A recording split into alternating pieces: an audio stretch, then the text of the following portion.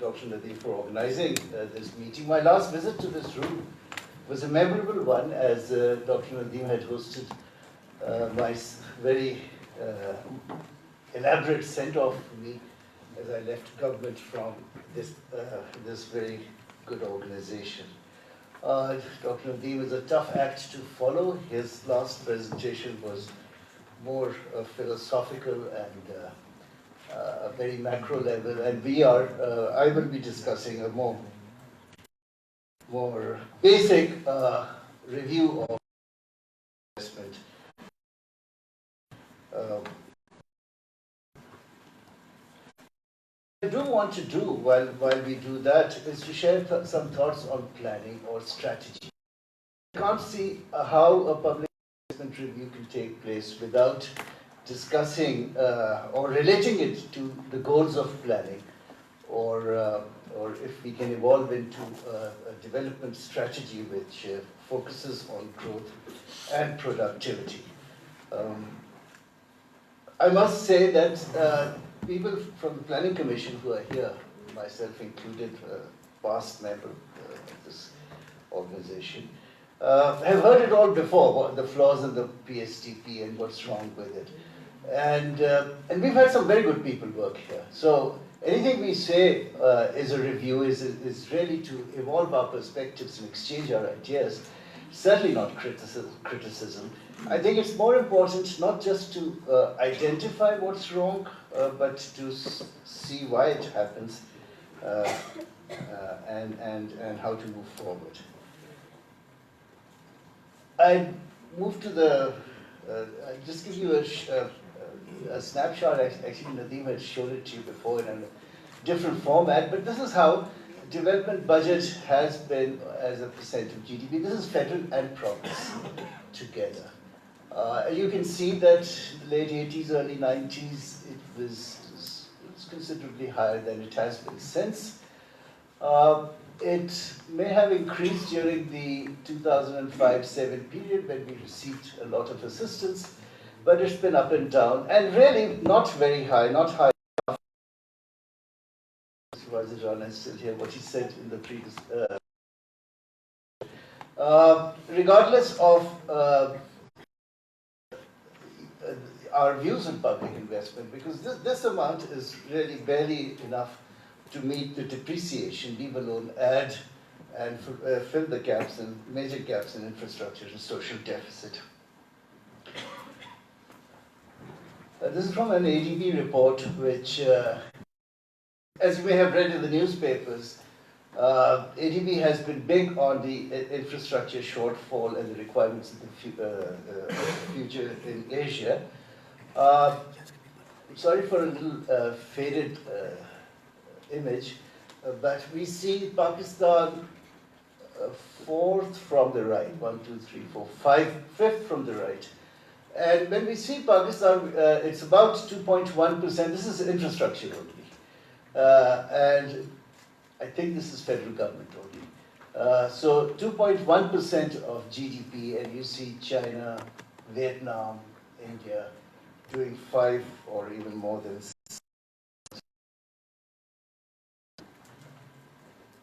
But any discussion on just the levels of investment is insufficient. We must see what role that investment has played. And there are 2 or 3 ways of looking at it. One is it crowding in private investment? Is it affecting productivity?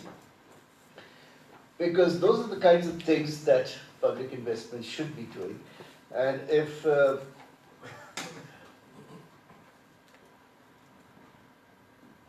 you look at private investment, we find that really there's very little relationship with the development budget. And of course, the relationship will have a lag. But if we look at the succeeding slide, this is bank credit to private sector. The source of this data is from the State Bank. We find that private investment has more of a relationship with credit availability than it would with public investment, which pretty much suggests that perhaps public investment doesn't have relevance for private investment, or at least isn't crowding it in to the extent that we should. We could move on to see if it has relevance to productivity, and I quote from 3 studies. Progressively, I feel that productivity of public investment has fallen. So the initial study from 2007, which looked at the period 73 through 2006, during which the average growth rate, according to the same study, was 5.2%, the GDP growth rate, finds that the total factor productivity to growth was 36%, and of that 36%, 14% was the contribution of development expenditure. The most contribution came from manufacturing, and the second highest from human capital availability. And really, that points us to another major issue, how much development expenditure should be targeting human capital. In 2016, the Lahore School of Economics did a conference, and this was a paper by Rashid Amjad and Namra Awais, which found, in fact, the title of the paper included the word cause for concern, because productivity had fallen, and it found that total investment in the country, and I'll show you a slide of total investment in the country. Total investment in the country, both public and private, had been declining, which, in their view, led to a decline in productivity growth. And then Dr. Nadeem Haq, in the previous discussion, extensively talked about his own paper, and this is from that same paper, which, if you can't read it, I will try and sum that for you, that infrastructure shortages is leading to declining productivity and competitiveness, and of assets and the problems with their utilization have affected. And as the same study points out, that in the past public investment has contributed to some major assets in the country, in the irrigation sector, energy, power sector. Until 1994, of course, power was in the public sector, and so much more. The transport network, we discussed in detail the road network a little while ago. All of those things are hard assets, but according to the same paper, perhaps their effectiveness has declined in recent years than it did before, and that it should continue to play the role that it did in the past.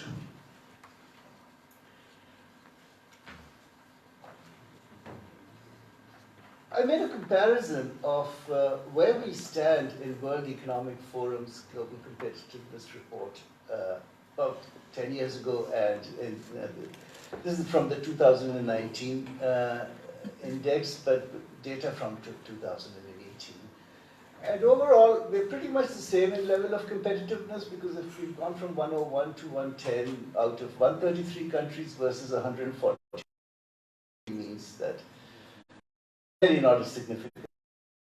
But in infrastructure overall, we see there is a fall, and in quality of roads, which is a surprise actually, because in the last 10 years we've done nothing else. Perhaps it's the totality of the whole road network, as well as the service to users, which shows a slight decline. Railways, I would have thought it's worse. Air transport, we've taken a big hit from 76 to 93. Seaports are okay, somewhere in the middle of the index. And electricity supply quality has improved. Again, sorry, I did it last night, so it's a little not very easy to read. But the first 5 or 6 rows are about the social sector contributing to, playing their role in the economy. And in life expectancy, actually, we've fallen in the index. And of course, the index keeps changing its matrices. So mean years of schooling didn't exist in 2010, does exist now, but we are 123rd out of 144. Secondary enrollment existed then, and we were 170. So these are all very important indicators of how your economy could perform. Skills of workforce, 123rd. telephony, I wouldn't be too concerned at our rank of 126 because the score is still very high. It's in the 70% subscription. Internet users is very, very low. And then some of the governance issues such as property rights, we made some improvement there.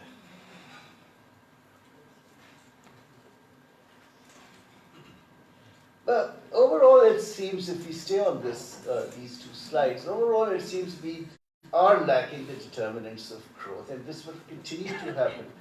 And so the question is, has PSDP played its part? To talk about related to planning, my submission is that actually the planning part or the strategy development part has played its part. And therefore, what follows, PSDP is an outcome of that and should be an outcome of that. Therefore, what follows isn't really robust enough. This is a study that Hafiz Pasha Saab did some years ago. I think that he did it for Planning Commission. And you see the green bars are actual number of months it took to complete the projects, and the hollow bar left of it is the planned. And there are two things that come to my mind when I look at that. It's not just that, one is how ways and means has been affecting. We have a very large portfolio. We go for a portfolio that's larger than what we can fund, and so money is slow in coming and there's delay. But the other part is that there are serious issues of technical capacity in using, in development organizations which use these funds, or as well as in the appraisal in the Planning Commission. And that's something to look at, because this kind of ratio of 2 times as far as infrastructure is concerned, and 1.7 times in the social sector. Again, this wasn't a great image, but I can read it off the hard copy that I have here. In the middle is the social sector, on the left the two are infrastructure, and then the last is a combined average, and in between they are by who owns it. So it's partly owned by federal and provincial government, and the other one is entirely provincial government. And the provincial government actually has done better than the federal government. The ratio between federal government and provincial planned number of months was 29 for joint federal province to 62 actual, and just provincial only is 36 to 62. So that's where we are. But again, the PIDE study that we've been seeing since morning has listed some of the more egregious examples of cost overrun. So we've seen some time overrun, and we see some cost overrun. I would basically focus on not this long list, but 2 or 3 projects here. One is Neelam Jhelum, 3,000%. Now, even when I was here, which was a long time ago, there were a couple of revisions in this project. So I'm not quite sure if this is the original cost or the revised cost, because it says recent estimate / original. But whichever it is, it basically points to something very serious, which is that we didn't have the technical capacity to understand what it will take to do this project in the mountains, and training the river and then generating the hydroelectric.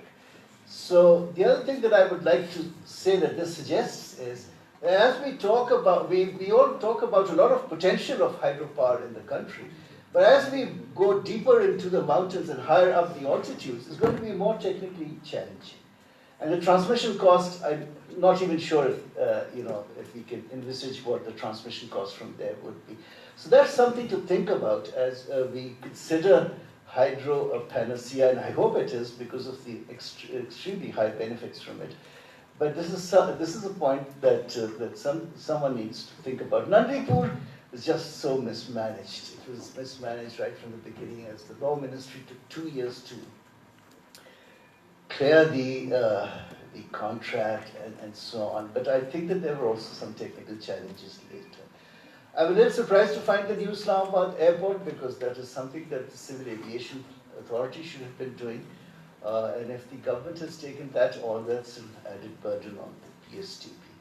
I think I'll leave it at that as far as the cost overruns is concerned. To a certain extent, this will happen.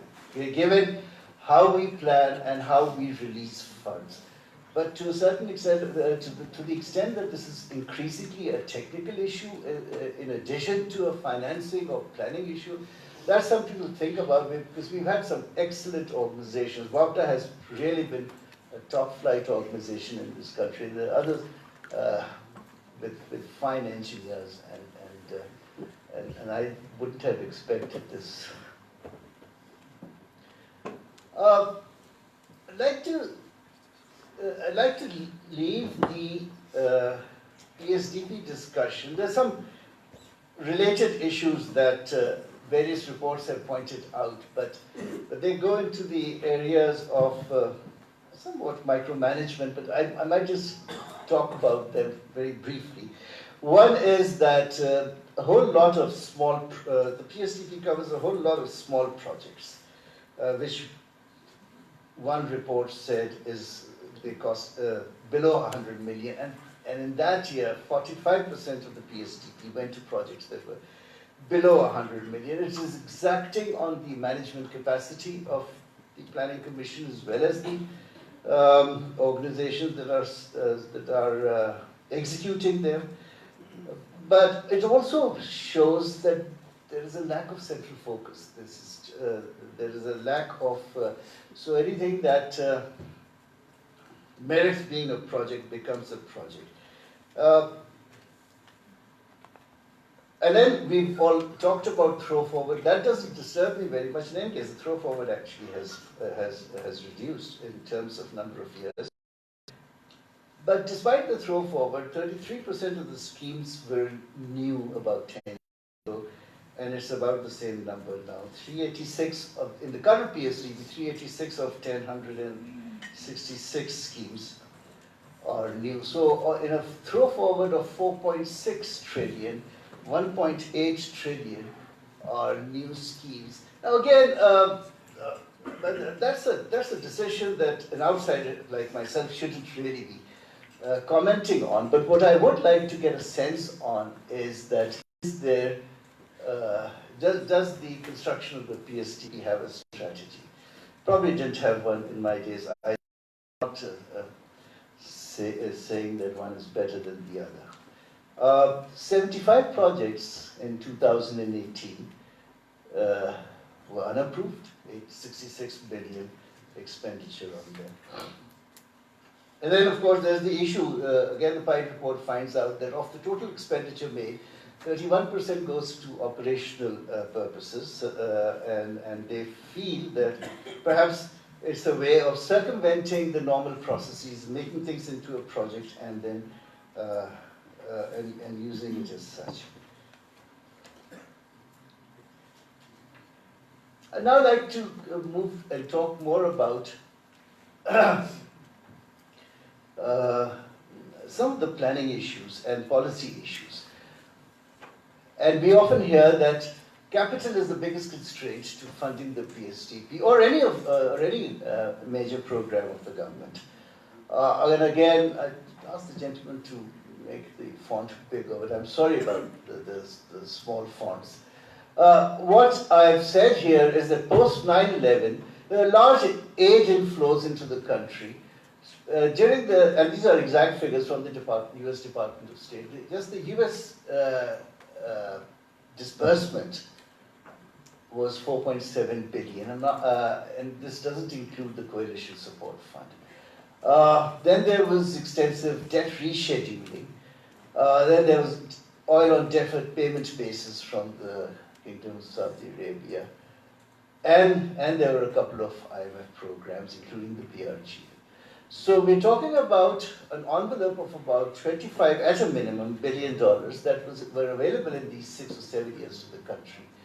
But what we did with it was, it defies imagination, because in 2008 we were back to the IMF and we had a valuation of the rupee. So this is an important point to remember, because basically which suggests that nobody is really looking at the global picture of the economy and how the economy is increasing productivity and growth. I'll give you an example that during this is important figure for between 2003 and 19, and that's the blue line is an increase in total imports, and the red line below is machinery import. Now, introducing new machinery to the economy is important for it to grow, for it to manufacture new products, largely. And you see that is pretty flat. You see a little blip in 2005-07, and that's been a lot of aid. Time, and then towards the end, because I think that investment in the power plants and so on. But we see that I would have liked to see a closer curve, and I would like to then step back a little and talk about examples from other countries. Just 2 or 3 slides, and if you would allow me, I hope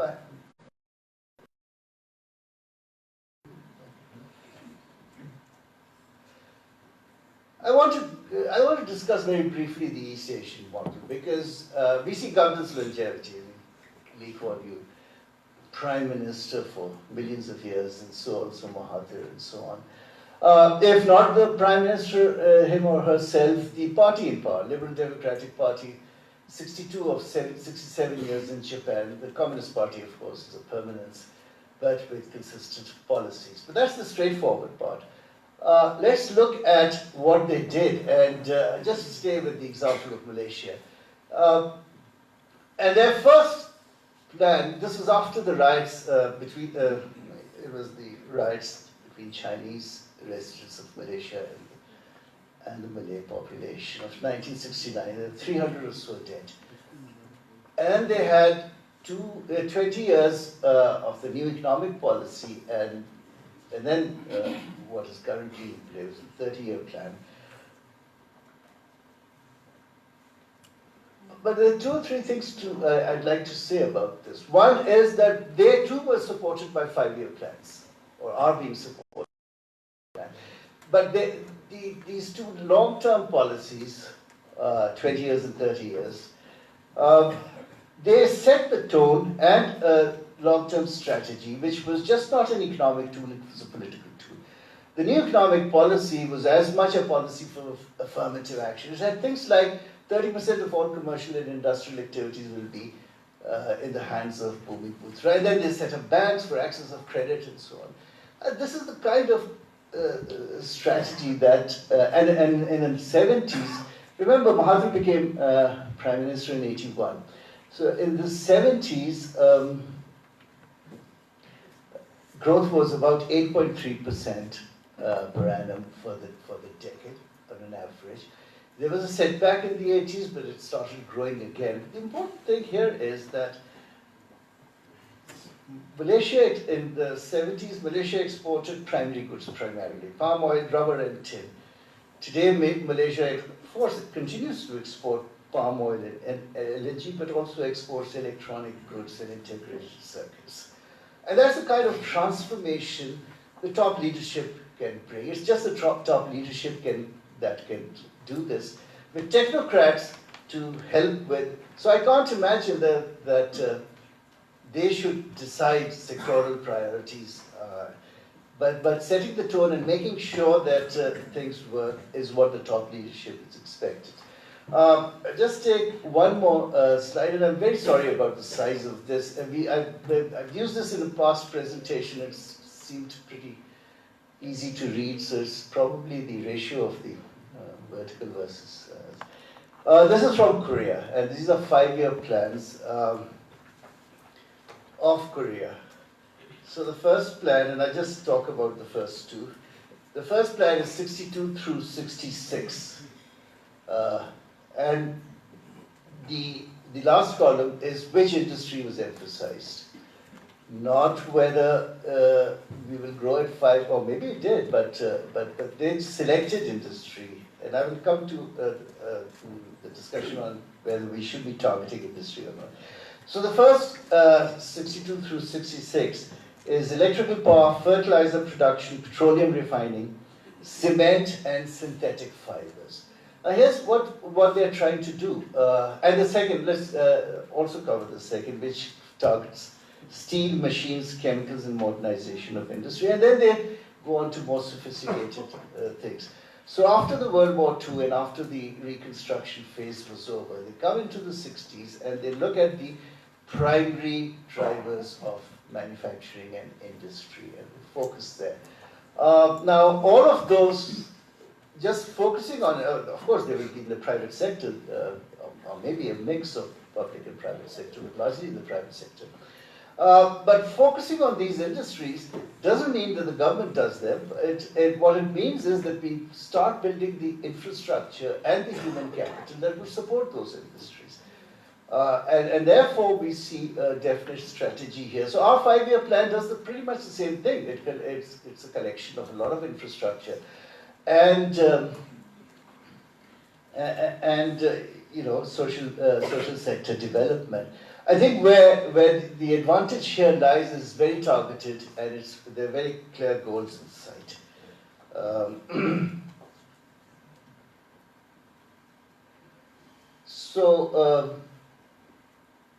This is the last 20 years. This is just the commodity producing sectors, the agriculture and industry, the last 20 years of our GDP combined.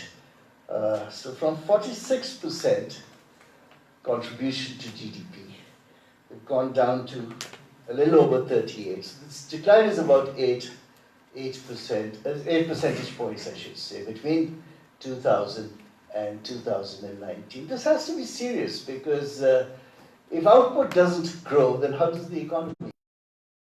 Well, I'll tell you how it does. And this is for the manufacturing and industry. The below one above is, it is pretty much flat. So you would have thought that agriculture's, as the structural transformation, agriculture's loss is manufacturing's gain, but that hasn't really happened. What has happened is that services has increased, but services, if it was efficient, IT, investment banking, export of services as a percentage of GDP has actually fallen, or pretty much flat. So I just share with you, and I'm sorry, this is a rapid succession of ideas. Okay, so let's just, I just want to say that we are, I wanted to show to you how far we are from innovation, productivity, human capital, but I won't do that. I just want to stop there and come to the conclusion of how to then move forward. And this will be very brief, sir, just a minute or two. You work so hard, and then in 10 minutes it's all over. I like to say, yeah, well, we've been stressing this point over and over again, that planning and strategy is far more important than the PSDP. The PSDP should be very rigorously and disciplined according, and follow the plan. Dr. Hafiz Pasha's paper says that manufacturing exports contributes 32% to total factor productivity. I would say that should be our target. Then we have to do things with the public investment management system. And I haven't talked about some of the incentives that government gives, which have become rent-seeking in the private power sector, in vehicle assembly in the country. They do nothing for growth. So, so my submission is that their strategy should really be an integrated look at economic policy making in the country. There was a discussion before whether coordination is sufficient. I don't think coordination is sufficient. Whichever organization develops or prepares a strategy for the nation should be leading, although with inputs from everywhere else. I leave it there. Thank you very much. Thank you very much. And I call upon Mr. Asif Bajwa, the head of the Pakistan Board of Statistics, to make his presentation. Thank you, sir.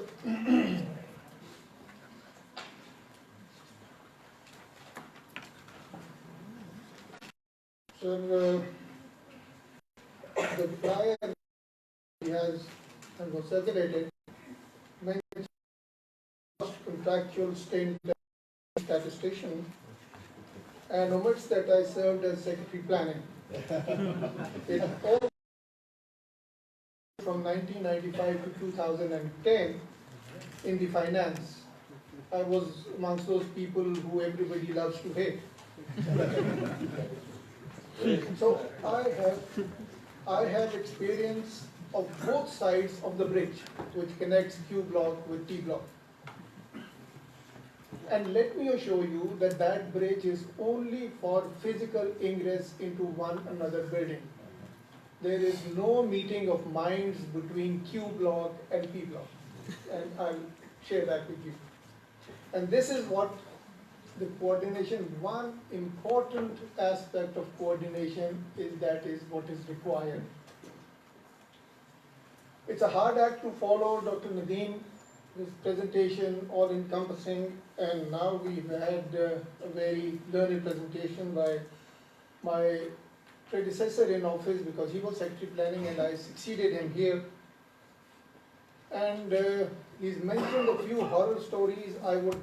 I'm trying to control myself and not go into a horror stories with cost overruns, unapproved projects, irregular releases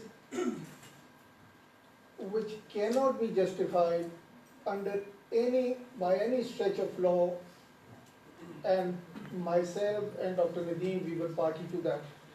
So,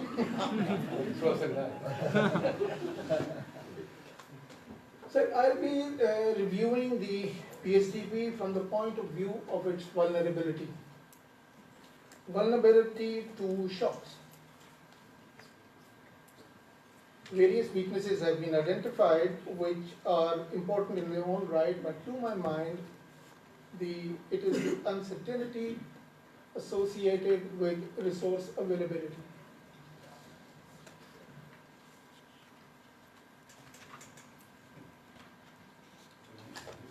Again, in the flyer you have seen, that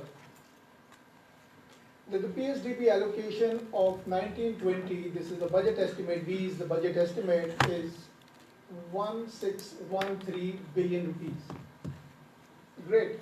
It mentions that it is over last year's revised. But what about last year? 1819 budget allocation, PSDP budget allocation 1650 and a revised allocation of 1200. A 27% cut across the board, or I don't know how that was administered. This 1650 was approved by the Parliament, but PSDP managed to get only 1200. So I'm not talking about the reasons. The reasons are very well justified. I mean, you can't challenge them. But I am talking about the shock of 27% on PSDP, which then translates throughout the economy and throughout the PSDP projects, which then to what we call a graveyard of unfinished projects. We have projects where we are able to pay only for the salaries, no physical progress. Again, this is the root cause of that delay, of that inefficiency in this whole implementation of the PSDP. And this is not only for the last year. Let me take you to, let's say, 9 years, and this includes all 3 governments, the People's Party government, the then government, and the current government as well. So, PSDP budget estimate 2010-11, 663 billion released, revised estimate 462, so only 69% was released. Next year 100%, 97, 70, 101, 92, 91, 73, 72. So out of 9 years, in only 2 years, full PSDP amount was released. Similarly, those projects which have been kept out of PSDP, projects like BASP, crop insurance, livestock, Afghanistan development project, miscellaneous development project, textile policy subsidies, and so on and so forth, they also suffered a similar fate. Although these projects which have been kept outside the PSDP, they are supposed to be the favorite child of the incumbent government, but still, they also suffered the same fate.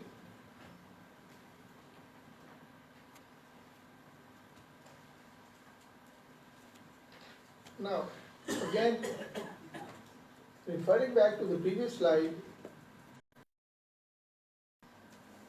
what can one say or project or predict about this year's allocation of the IMF representative? She'll be able to share with us, I don't know if she's been allowed to share with us or not, the projections, the current projections, but again, the general writing on the wall is good. So let's take a look at how vulnerable is 1650. So I'll take you to the budget at a glance. I'm sorry, it's not very clear, but the numbers are, this is from the budget in brief, this is the fiscal year. FBR tax revenues were budgeted at 5.55 trillion rupees. At the moment, we are negotiating with the IMF that it would be about 4,800.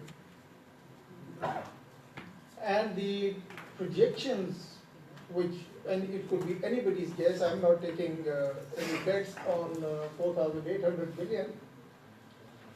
It's going to be, my own guess would be around 4,400. So a major drop of 1,100 billion. Please don't hold me to that, but that's my reading of the situation. And it is on this point, amongst others, that the current IMF negotiations have stopped. If I've been informed correctly, I don't know. Non-tax, second is non-tax revenues. Non-tax revenues are 894. Maybe we can achieve that because recently the tax rates, the property tax rate, the water tax rates, every rates, even the car motorization rates have been revised after 60 years of, But the third point here is the estimated provincial surplus, which is 423 billion. Have we negotiated that with the provinces? I don't know. On the expenditure side, interest payments, pensions, defense, running of civil government, they're all committed. There's no cushion there, there's no meat there. So if you take a look at the expenditure side, it's a highly inflexible, highly inelastic structure. So any slippage on the tax side or any additional demands on the expenditure side they will all translate into lower resource availability for PSDP. But that's the favorite, because you can't cut defense, you can't cut interest payments, you can't cut grants and transfers, subsidies, running of civil government, you can't stop paying people salaries. So unless and until the financial managers, they want to go overboard, which they can't with the IMF, under the IMF program, so it's going to be the PSDP which is going to be cut. And from 1613, my guess would be that it will be around 1100, 1200. So that's what I'm. The question is for the planning commission, जैसे ये PSL में कहते हैं, are you ready?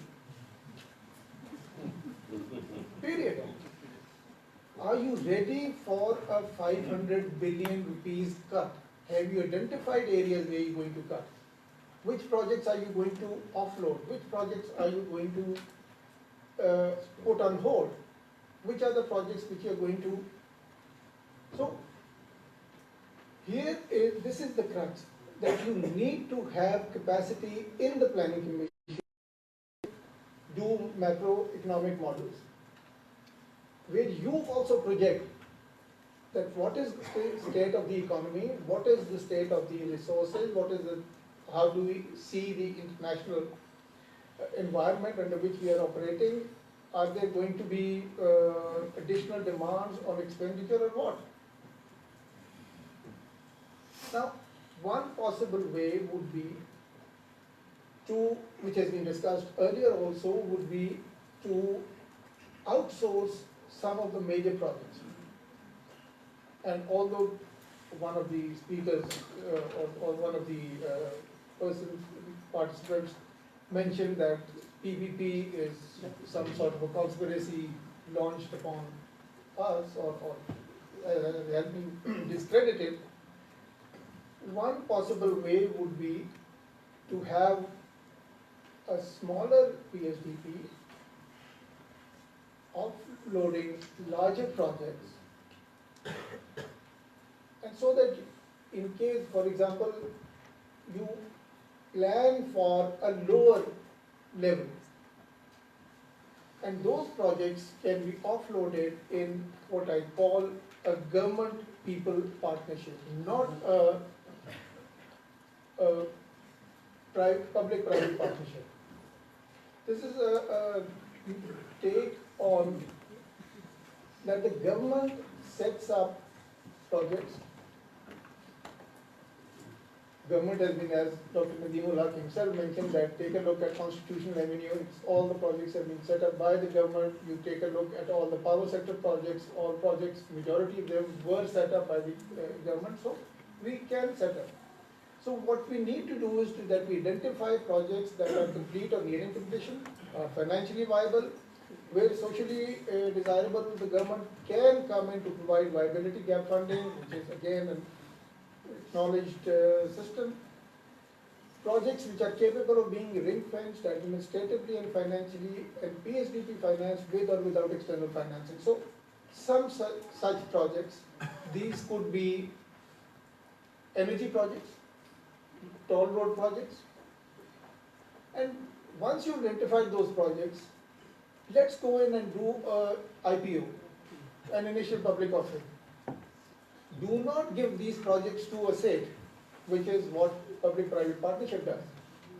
Let everybody in the room become a shareholder. Just like Margaret Thatcher did, she made England or UK a nation of shareholders. Let everybody be a shareholder. The government would own the project. They would retain the ownership. They would run the project. So it will be a government-people partnership. So instead of having one state doing, making lots and lots of money, rent-seeking, so it remains in the public domain, but everybody has, and that this money so raised this can be used as the seed money to initiate new projects, civil projects. I mean, I recall the World Bank had given some money for a revolving fund to set up private sector power projects in early 90s or so. So these things, power projects, running power projects, not projects like Nandipur which have issues, but why not Chashma 1? It's a running project, it's producing 300 megawatts of electricity, Chashma 2. Ring fence them, lease them up. So, and such an arrangement would not go foul of the donors or the lenders also, because the project remains in the domain. It's just, and the people who are the owners, the shareholders after an IPO, they are sort of, they've just contributed and they are getting returns on their investment. So primarily this would help take off bigger projects from the PSDP. The PSDP projected size would be reduced and we could fund and complete projects far more effectively. And sir, before I close, there are some suggestions that in order to make PC the driver of growth, which it once used to be, we need to develop capacity to prepare multi-year strategic plan within which the sectors, and this has already been suggested time and again in the morning. Again, we need to have in-house capacity to prepare and run macroeconomic models so that the Planning Commission is also prepared and armed with the knowledge that this is what we are looking at. Thirdly, sir, the Pakistan Bureau of Statistics is now housed here. It's with the Planning Commission. What you need to do is build up capacity on real sectors. For example, during my period in finance, 1995 to 2010, we would, and this period was, I believe, almost always we were in a fund program. So we would have minimum consultations with the Planning Commission on real sectors. On inflation, it would be the State Bank, and the rest of the discussions would be with the Ministry of Finance. So you need to have capacity here in order to get back your own your role. We've been hearing about implementation, evaluation, and that the project managers, we don't have enough project managers. In planning, we have had training sessions, people have been trained on PRINCE2 methods, but then what you need to have is a cadre of project managers housed here, which are then deputed to different projects. You need a specialist to do that. It's not just some, that by chance a bureaucrat appointed as secretary is also, for example, in Lahore, one bureaucrat was looking after 4 projects, the Ring Road project, the BRTB project, and so on and so forth. But because this is now a highly specialized job, and last but not the least, that we need to keep track, the Planning Commission needs to keep track of the assets created, ensuring that they are maintained after completion. Because as one, there's a definition of development, they say that difference between development and underdevelopment is the state of maintenance of assets. Thank you very much. We have about 12 minutes for questions, so who will start first? Yes, please.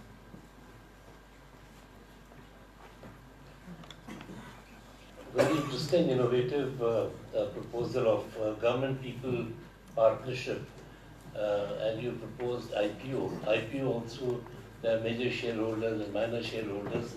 There are 2 or 3 countries which are doing, handing over the projects to the community, and the community then runs it on commercial basis. So in Brazil, certain other South American countries, have you seen that? Instead of, it's a very good thing of bringing an IPO, but now some countries have taken one more step in handing over the government-people partnership into community, provided that project itself is well defined to benefit the community rather than it comes from the sky or not from the ground up. More questions before we answer? Yes, please. One more thing about excellent presentation, first of all. But this IPO of greenfield and brownfield projects is not really viable. You can offload profitable projects through IPO. Satajji Saab will tell us better about the low saving rate, how much is the capacity in the private sector to invest in or co-invest in the PSDP. But still, you could go for low-hanging fruit, which is, I don't know how it fits in your presentation, but this IPO is not going to fly because SECP does not allow greenfield and brownfield projects.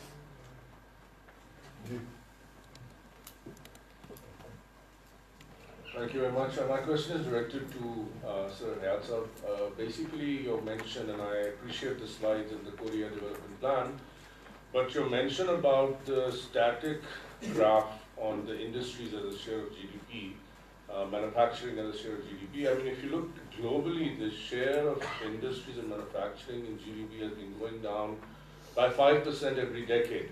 Now, that's an accounting problem. And so I was just wondering, the analysis that you've done, does that take that into account? Because as you know, today, services are a bigger part of manufacturing, so therefore the accounting that was set up to do the GDP numbers is flawed.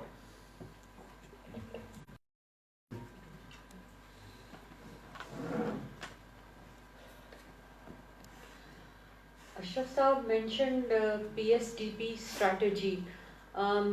I would just like to understand how does he see it in the context of a growth strategy. And we have been talking about growth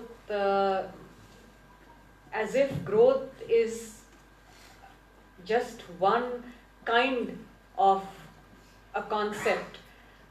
We also, I think, need to look at the structure of growth and how does PSDP link with the structure of growth, because growth numbers can be high, but the structure of growth may not be desirable. So how do you see these two parts coming together? And given the disconnect between the Q block and the P block, how do you see the P block making inroads into the Q block in terms of allocation of resources to follow a PSDP strategy that they have, built up on the basis of research?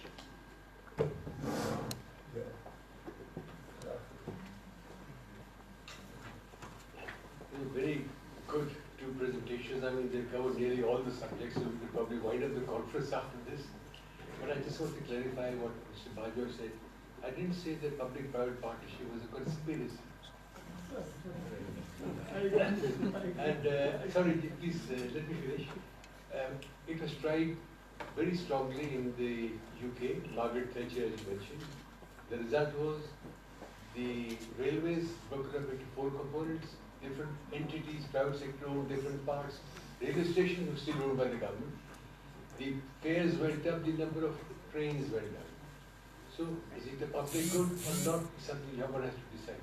Same with the water supply system, drinking water.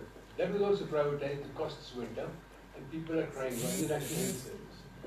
But sir, one thing you rightly all said, capacity building, etc., etc. And one other thing, I'll just stop here then, because I will speak later. Last question. Sir, I am Dr. Asad. Joint Chief Congress dealing with the PSDP. So there is a little bit clarification. I know that all the presentations are very good, useful, thought-provoking.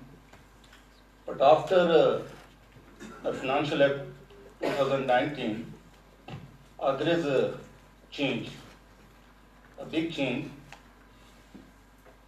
If I talked about the last PSDP, although size was cut, but the utilization was 100%, rather more than 100% due to foreign aid disbursement that was more than committed or budgeted amount. If I talked about the recent PSDP, the total size is 701 billion, but the whole is not managed by the Planning Commission. There are three components. One is managed by the Finance Division, which is 150 billion. The other one is a foreign aid, which is directly disbursed by the Economic Affairs Division to the project authorities, and that is 129. And the planning left with 424 billion.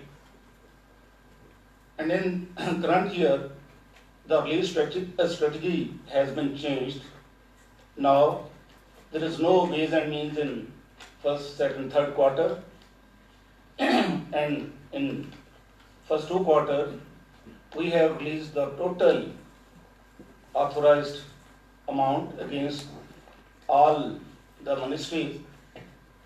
And utilization is better because there is no need to submit formal request from the ministries to Planning Commission, and also there is no need to get endorsed their sanctioned amount from the Finance Division. Directly they can pass on these amounts to the project authorities. Thank you.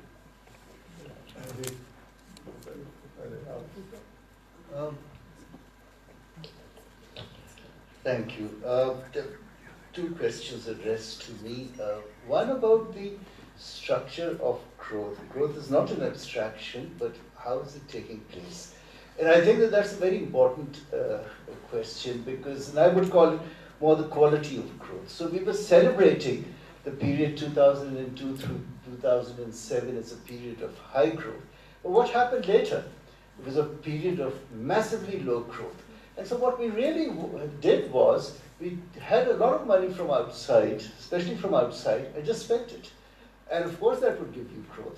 But that would not give you growth that would sustain through the future because we weren't investing in the economy. And that's why I showed you that slide with the machinery imports linked to the overall imports. And the machinery import was pretty much flat or only a slight incline, whereas total So, and thank you for pointing that out. What happened in 15-17 was a little bit different. 15-17, there was investment, there was assistance from outside, there was investment, perhaps not not immediately productive, but at least there are assets that were built and that would contribute to the economy. And then you wanted to know what my concept was. My concept really is this, that a growth strategy that, as I said, prefers manufacturing over others, that supports manufacturing, and all of the infrastructure and human capital investment supports that goal, with policies that create efficiency and support private sector activities. So access to credit, even preferential credit in some respects, if that's possible, and export incentives. And the target should be to increase manufacturing and to increase exports. About Amir Durrani's question, I haven't understood your question, but I think I'll just say what I thought you said, and let me get your feedback on that, which is that there are many economies which went high on manufacturing, and since then the contribution of services has increased. But those are economies that are already industrialized. And even in those economies, manufacturing is a big consumer of services. So if IT is used in inventory management in manufacturing. Of course, it's used in Amazon and it's used in many other things. But it's used in inventory management of manufacturing companies. It's used on the assembly line. It's used, and so on. So yes, in those economies, it's okay to have to have a greater share. For services to have a greater share, but they should be efficient services, they should be competitive services, they should be services that even other countries consume. हमारे यहाँ भी 60% of the share in GDP is services, but how much do you actually export or can export? And is it competitive? And that's more of an important question. I think you also talked about how do we adjust to the envelope. The lady here, forget your name, ma'am. But, you talked about how do we adjust to the envelope that finance. First of all, PSDP banate at the beginning of the year we get an envelope from the finance ministry. But we know, I mean, it's their best effort and we're not challenging that. But the other thing really is that should the model be that finance can just generate so much money and just give bad news to you, and you cut your coat according to their cloth? Or should it be that we create, we look at the capacity of the economy to generate funds? And certainly there are alternate mechanisms where we can outsource development and see if I don't want to say too much on the subject, but I think that we should look at both sides. Yes, we should be realistic. We cannot have a program that is way too large, and we know from experience that any program is way too large. But the thrust of my argument really is that we should be, whatever happens, even if we're down to 1% of GDP as far as PSDP is concerned, should be supporting private sector activity that promotes exports and promotes manufacturing. Yes, sir. Quick response.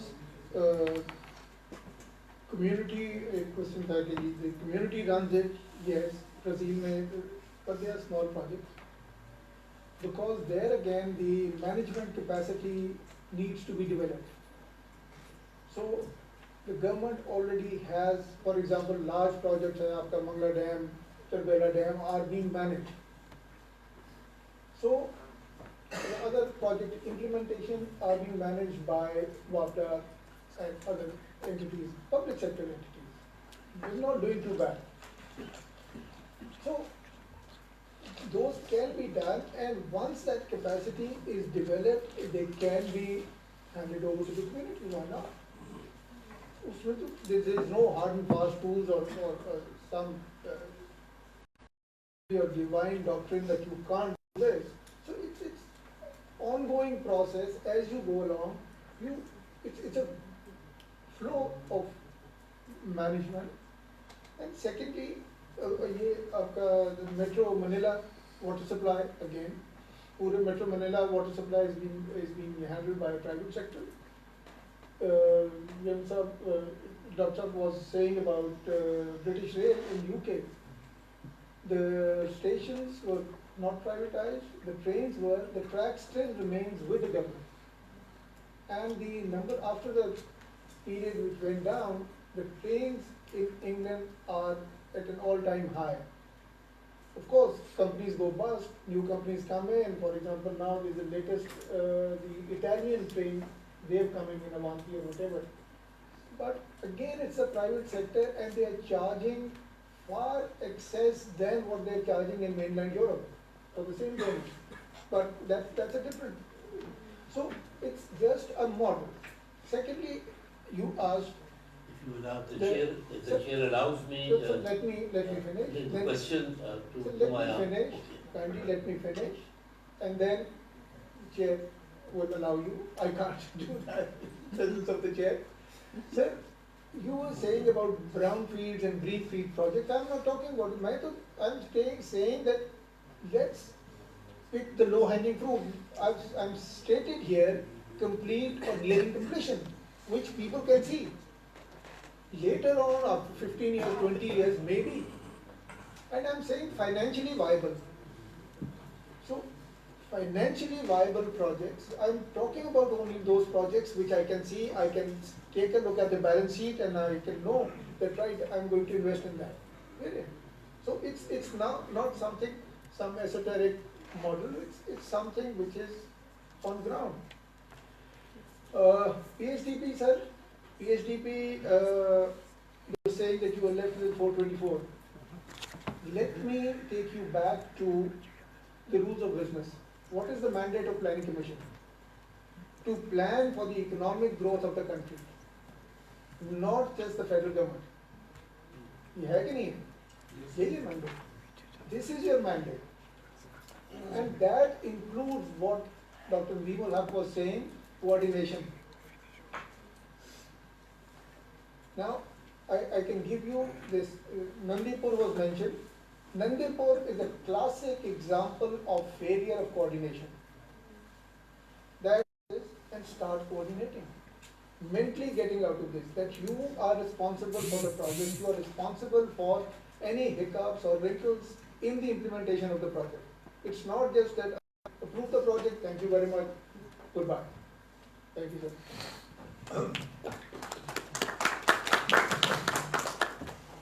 Since we started 10 minutes late, we have 6-7 minutes in which I'll try to make some comments and summarize. This is a positive conclusion and it does. And of course it depends on whether we're talking a road project which takes much longer to complete, which contributes in 2-3 years, etc. and social sector. How do I take it? The major reason identified, of course, is the fiscal constraint and cost overruns. That is an obvious point. Then the sources of the inefficiencies are lack of sectoral plans, breakdown of quality control system, too many projects, poor monitoring, and inadequate attention to metrics. The study therefore recommends a new federal act for the public sector investment program, integration of current and development budgets, and strengthening the Planning Commission role as well as the capacity for a modern public investment management system. My own comments are that a federal act at this stage is not likely to serve the purpose because the provincial PSDPs are now much larger than the federal PSDP and the federal act would not cover those. But if we produce project manuals or project guidelines or program guidelines and get them approved from the ACNEC and NEC, then they will cover the promises also. So we have to, the law can be broken down into 2 or 3, those which need the procedures, those which. So, and I think some manual was under preparation when I was there. I hope it's ready or not, but I think a better approach to it. Issue of political interference is more. I think its total elimination is either practical or even advisable. Because every government has its own priorities, its manifestos, and therefore it has the right to decide how those priorities are going to be served. Then when you go down from the macro level to lower level, all the members of parliament, in a non-democratic system, of course, you can have a technocratically managed PSDP, but in a democratic system, you can't eliminate that. But you can minimize adverse impact through various means which have been identified. The more important one is, of course, sectoral plans, if you get them approved, and certain master planning. If we, one example, every member of parliament wants the Indus River to be bridged near his constituency. Now you have, how many bridges can you have? So if there were a master plan by NIH of what are the most desirable locations for the bridges on the Indus, then you will say it is not in the master plan, and you will say sorry. Otherwise, they put pressure and get, and we have now several bridges under construction. Some of them, in terms of population density and all other criteria, So sectoral plans will minimize. Secondly, the issue of too many projects and unapproved projects has something to do with the project cycle. If a project takes 2 years to approve, for example, finally, and first of all, people want quick, within 1 year some results, and election cycle also comes in, then you have to push in unapproved schemes. And therefore, that's where the cost overruns happen, and therefore too many projects happen. So if the project cycle is improved, then the need for unplanned and unapproved projects will become less. Similarly, I think the mechanics of putting a block allocation for unapproved schemes, that anything which is approved, not approved at the beginning of the year, but is approved during the year, you can start financing it from the block allocation. So there are ways and means of dealing with that. Now, the third point about resource constraints will always remain, and that is a very serious issue which I think both Asif and Ashraf have discussed. If you really compare this situation with the rest of our neighboring countries, according to this figures given here, our investment and saving ratio in the last few years is 13–14%. And now with that, you can't get a growth rate of 5–6%. You have to be stuck with 3–4%. If you compare that, Malaysia is 25% investment ratio, even Bangladesh is 28%, India is 31%, China is 44%. Now with that kind of comparison, we are the lowest in South Asia. How can you achieve anything? And similarly, the saving ratio. The good thing is that our fiscal side is improving. Between 2013 and 2018, total tax collection doubled from 2,000 billion to 4,000. And this year, even if it goes to 4,800, it is a 20% increase.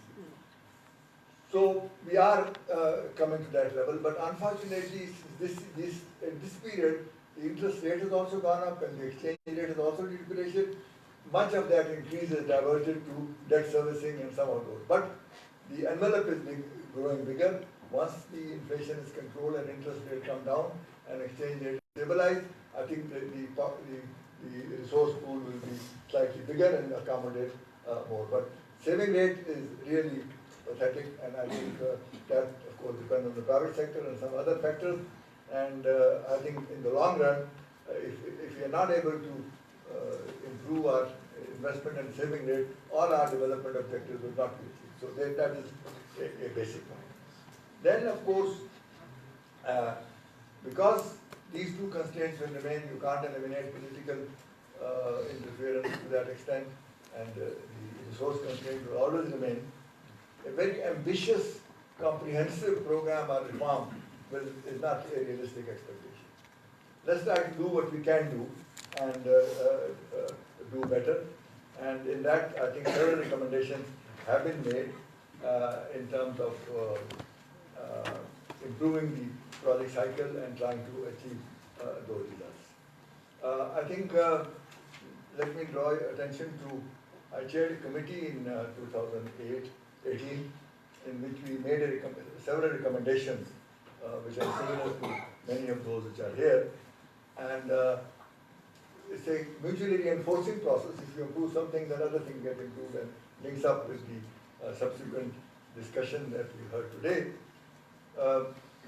We said the current system of project planning and implementation suffers from deep structural problems and long-standing governing flaws. There are no quick or magic solutions, but a start can be made to address these problems, keeping in the limitations in view.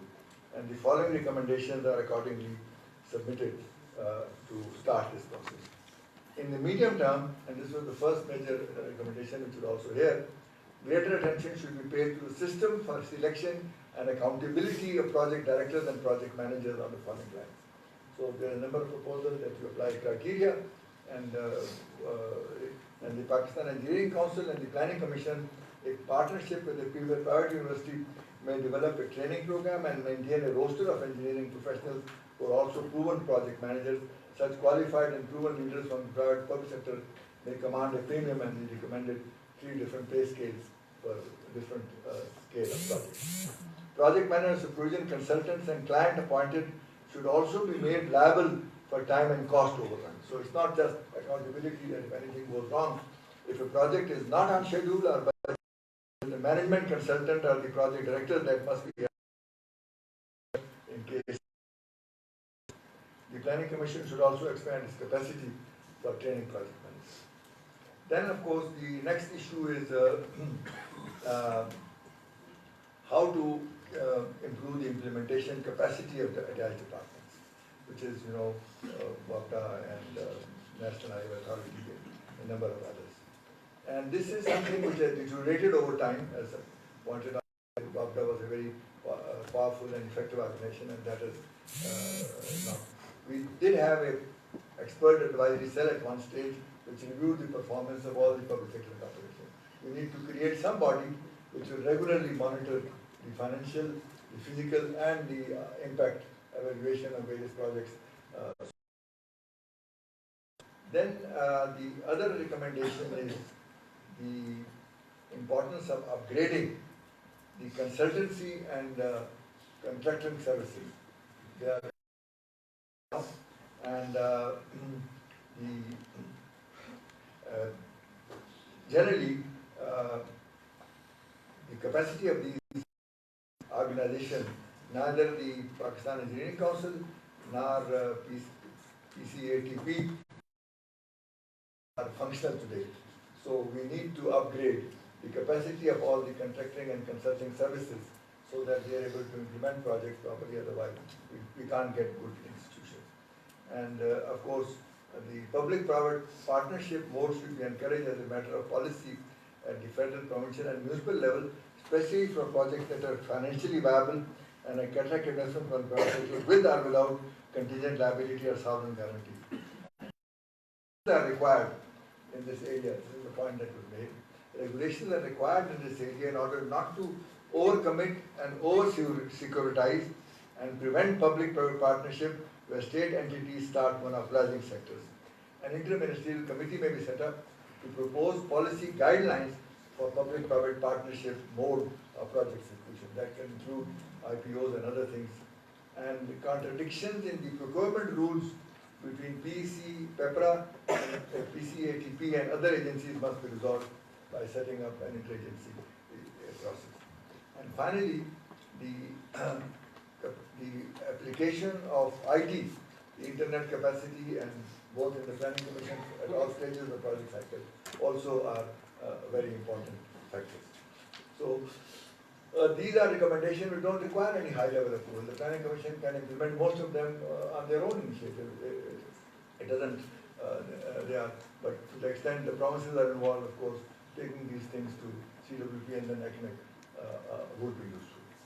Now, finally, the issue of how the objectives of the public sector investment and its correlation with the recurrent budget. These were very usefully discussed in the last two presentations, the relationship between Q and P. And it's true that at the policy level, the role of the Planning Commission in policy formulation, setting up overall priorities, in fact, to overcome the sidetrack, the 5-year plan, a 3-year medium-term framework was created by the Finance Ministry so that becomes the point of reference.